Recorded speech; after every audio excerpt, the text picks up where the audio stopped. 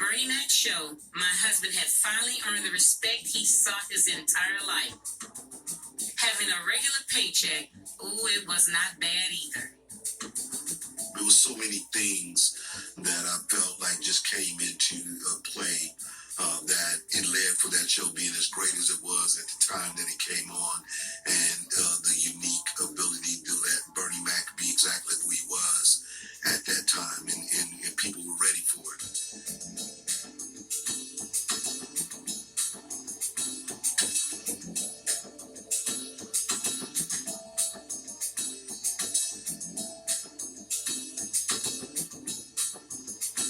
When we went to do Interstate, it's Chris Rock and I, we want to cast Bernie, and they're unsure about whether or not Bernie's the right person to cast. I don't know. That week, Bernie was on the cover of TV Guide. He'd been on Oprah. He'd done the King's Comedy. Right, all of these things had happened. And no, you think this is the guy?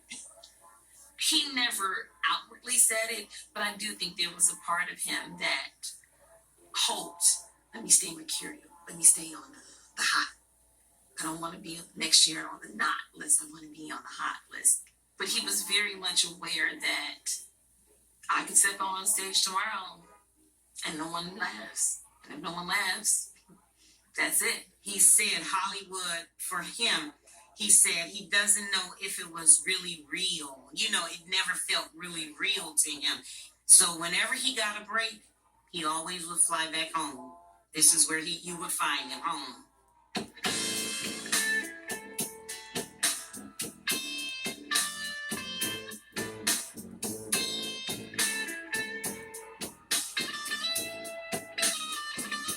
When he would come back home to Chicago, when we lived out in the south suburbs, we would say, let's just go drive through the hood. So we'd go back to 68th and Morgan, 69th and Morgan, just drive through the hood.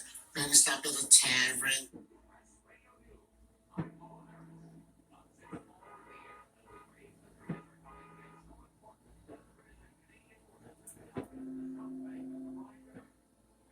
There was a party at my aunt's house. And I remember having to do a double take because I was like, who is this skinny black skeleton walking toward? That's not my dad. So I told him, you need to go to the doctor, be tested. So the doctor tested him, and he wound up having diabetes. So along with diabetes, he had diabetes, hypertension, and sarcoidosis. So he kind of had a little combo going there, you know.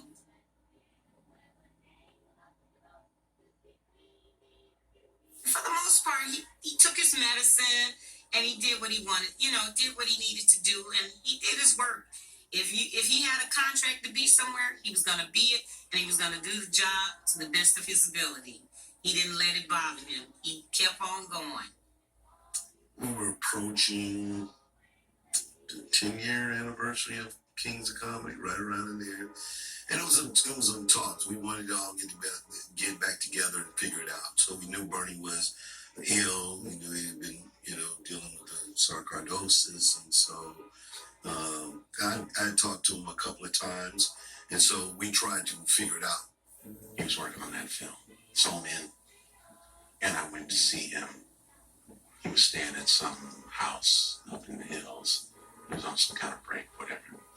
And it was one of the first times I'd ever remember looking at Bernie and feeling like, you don't look good. He was working on a couple of projects. And I remember he had just met, at the time, our mayor was Mayor Daley, Richard Daley, and Otis Wilson from the Bears. He had met with them, and they were going to do some kind of program for the children because the streets were getting so bad, and Otis and Bernie wanted to do something, to help. I was excited because he had just signed a deal, and we were thinking it was going to be a time when we'd get a chance to finally work together on TV. But, sadly we didn't, he fell ill in the middle of that. and I didn't see him anymore. Well, he told me, I think when he was shooting this show, that he had, I guess, fell out or fainted or something, and they found him in the bear frost. I said, man, you all right? He said, man, I'm sick. I said, what you mean sick? Like cancer sick? He's like, no, there's sarcoidosis. And you know, his breathing would be labored and stuff. I said, man, you all right? He said, yeah, but he kept it strong. He kept it strong. You know, no, I'm gonna be all right. You know, I'm a fighter.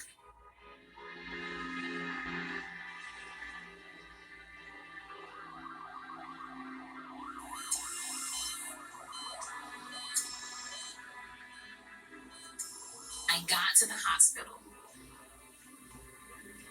and to see his body in the state that it was, because he was swollen, and it was just, if you had told me that was my dad, I would have said, no, it's not. And to see that, I had never in my life ever seen my dad in what I could call a weakened state.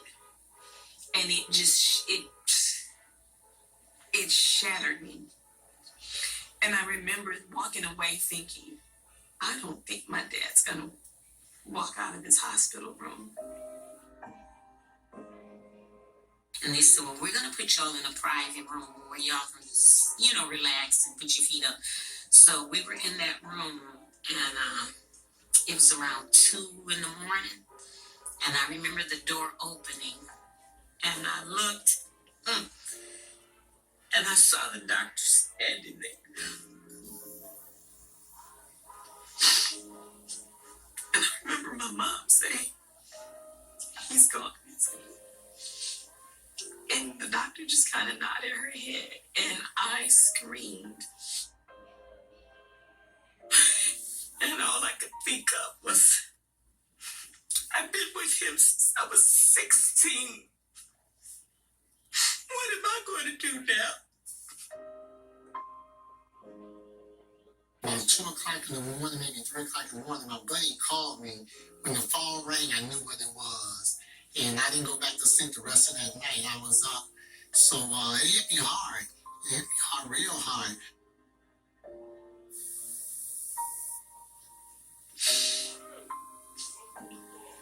And for the longest time, I hated that day. I hated August 9th. I hated it. When I went into the room to see him, he was laying there so peacefully. I think that kind of dried up my tears, because I said, oh my God, he looked so beautiful, just so calm. And so his face was so smooth, and skin was pretty. I said, he just looked so beautiful, so calm. And I think that kind of gave me a little reassurance right there that he's okay. He's found his peace.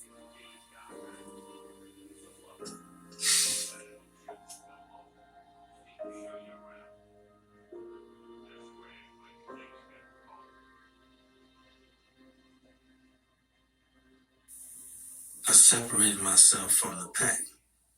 And that's all I ever wanted to do. When I see you do one thing, Bernie Mac is going to do another. I've never been a follower. I've never been in a club. I've never been in a game. I've always been my own man. And that's something that I was taught from my mother and my grandmother. Stand up and be counted. If you don't have, do without. Your word is your bond. Mean what you say what you mean. I thank them for that. And that's what I did.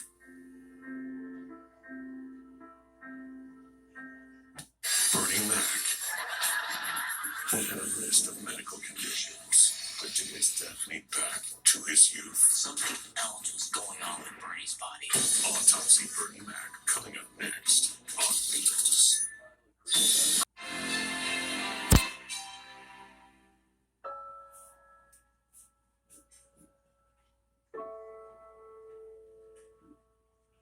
Y'all know, I'm good to see everybody here, but y'all know y'all was calling me like saying, let me get 4 tickets to the funeral, man. I was like, now that don't make no sense right there. He's still the hottest ticket in town. That's all right there, man. For me, like to have done something so big as the King's Comedy to, have spent those kind of moments laughing, chilling, talking, being brothers.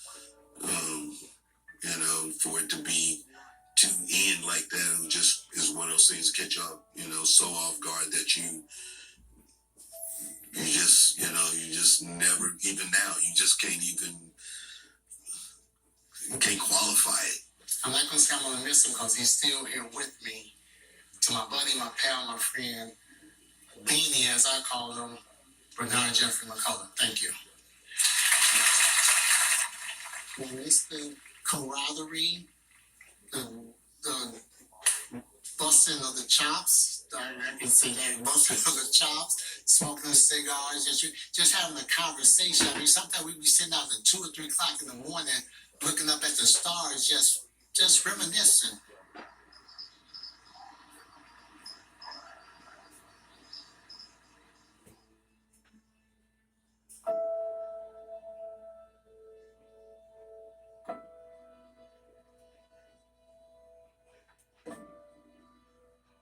That was such a huge part of my life. My first love, my daughter's father. Still, it lives here every day.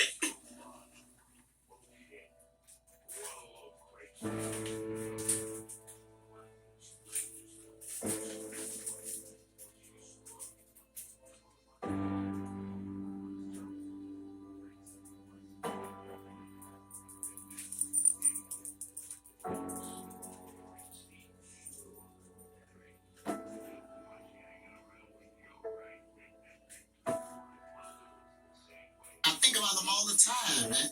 And especially when I'm scrolling through the TV Guide, and I see the Bernie Mac show. And sometimes I watch it, sometimes I just can't watch it, I really can't. I just can't watch it,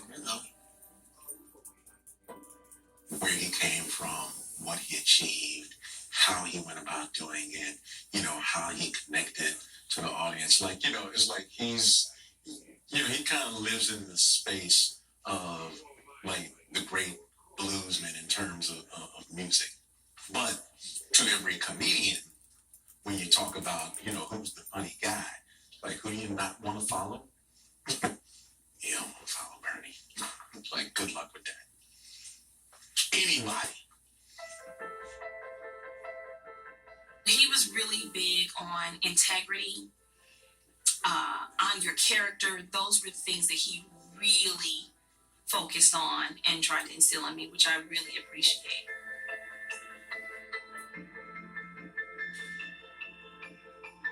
Everybody got a Bernie Mac. They're gonna have their version of what they think Bernie Mac is, and that's a unique space in the world when everybody got one, in their mind.